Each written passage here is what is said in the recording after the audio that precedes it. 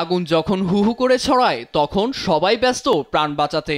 সেখানে কষ্টের উপার্জনে তৈরি ঘরের দিকে ফিরে তাকানোর সময় কোথায়? বিধ্বংসী এই দাবানলের সামনেই বা দাঁড়াবে এমন দুঃসাহস দেখানোর চিন্তা মাথায় আসে কার? কিন্তু এর মধ্যেই সন্ধান মেলে এমন একজনের, যার ঘরের চৌকাঠে পা রাখতে পারেনি আগুন।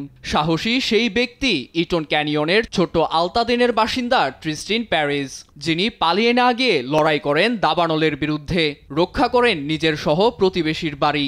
দাবানলের হাত থেকে নিজের বাড়িটি কিভাবে রক্ষা করলেন তার বর্ণনা রয়টার্সকে নিজের মুখেই দিলেন সেই ব্যক্তি।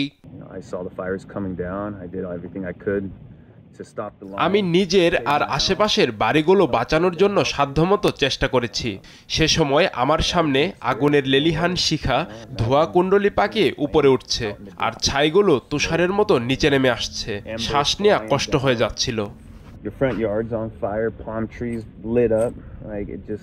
দাবানলের সঙ্গে লড়াই চালিয়ে যাওয়া প্যারিস আরও জানান,